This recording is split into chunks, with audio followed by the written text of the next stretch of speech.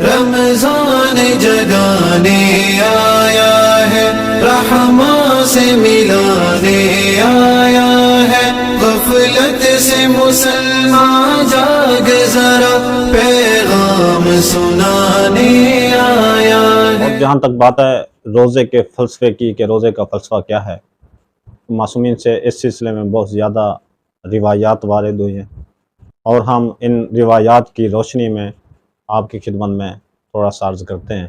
سب سے پہلے تو اللہ تعالیٰ نے جس آیت کے ذریعے روزہ واجب کیا ہے، اسی آیت کے آخر میں لعلکم تتقون کہہ کر روزے کا فلسفہ بیان کیا ہے کہ سب سے پہلا جو ہے روزے کا فلسفہ وہ یہ ہے کہ انسان متقی ہو جائے۔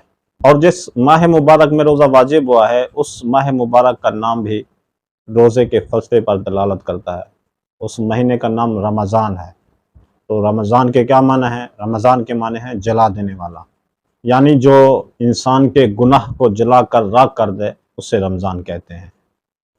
اور اللہ چاہتا ہے کہ انسان کے گناہ اس مہینے کی برکت سے جل کر راکھ ہو جائیں۔ جب ماہ رمضان ختم ہو تو انسان کی زندگی میں بہت ساری تبدیلیاں رونما ہو چکی ہوں۔ اور روزے کے فلسفے کے بارے میں امام جعفر صادق علیہ السلام فرماتے ہیں کہ روزے کا ایک فلسفہ احساس ہے، تاکہ امیر لوگ روزہ رکھیں اور ان کو بھوک کا احساس ہو، اور ان کو معلوم ہو کہ جو غریب، جو بیچارے غربت کی لکیر سے نیچے زندگی گزار رہے ہیں، وہ فاقوں میں زندگی گزار رہے ہیں، وہ کیسے بھوکے رہتے ہیں، تاکہ امیر لوگ کو اس بھوک کا احساس ہو۔ اور روزے کا ایک فلسفہ یہ بھی ہے کہ روزہ اصلاح نفس کے لیے، اصلاح نفس کے سلسلے میں ایک بہترین جہاد ہے۔ دیکھیے اللہ نے انسان کو پیدا کیا ہے، تو پیدا کرنے کے ساتھ ساتھ اللہ نے انسان کے اندر دو طاقتیں رکھ دی ہیں، ایک کا نام خیر ہے اور ایک کا نام شر ہے۔ خیر کا مرکز روح انسانی ہے اور شر کا مرکز نفس انسانی ہے، اور یہ دونوں ایک دوسرے کے دشمن ہیں، اور انسان کا وجود ان دونوں کے لیے ایک مستقل میدان کی حیثیت رکھتا ہے۔ روح انسانی جب نفس انسانی کو ہرا کر انسان کو اللہ کی بندگی میں لے آئے، تب اللہ فرماتا ہے کہ یہ انسان میرے فرشتوں سے بھی افضل ہے۔ اور اگر نفس انسانی، روح انسانی پر غالب آ جائے تو پھر وہ انسان جانور سے بھی بدتر شمار کیا جاتا ہے۔ نفس انسانی کو کیسے لگام ڈالی جائے، نفس انسانی کو کیسے روکا جائے؟ حدیث کے جملے ہیں کہ جب اللہ نے نفس کو پیدا کیا تو نفس سے سوال کیا، پوچھا کہ تو کون ہے اور میں کون ہوں؟ تو نفس نے جواب دیا انت انت و انا انا، یعنی تو ہے اور میں ہوں، تیری اپنی شان ہے اور میری اپنی شان ہے۔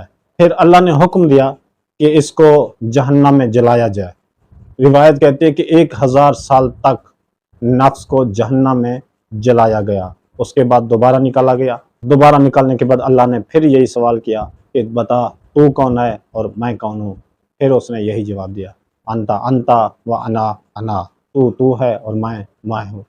اللہ نے فرمایا کہ ابھی تک اس کی اصلاح نہیں ہوئی، اس کو دوبارہ وادی زمہریر میں ڈال دو۔ اور وادی زمہریر کیا ہے؟ وادی زمہریر وہ ہے کہ جہاں پر برف ہی برف ہے۔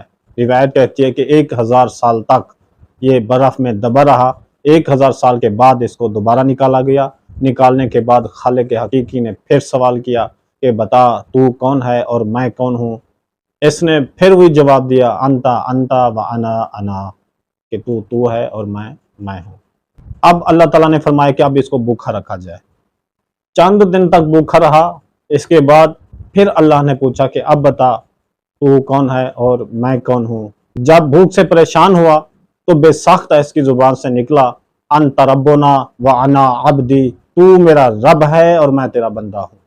اس کا مطلب ہے کہ بھوک ہی سے نفس قابو میں آتا ہے۔ اسی لیے بھی اللہ نے روزے واجب کیے کہ یہ جو تمہارا بھڑکتا ہوا نفس ہے، یہ بھوک کی وجہ سے تمہارے قابو میں آ سکے، اور آپ اللہ کی ربوبیت کا اقرار کر کے اس کی بندگی میں آ جائیں۔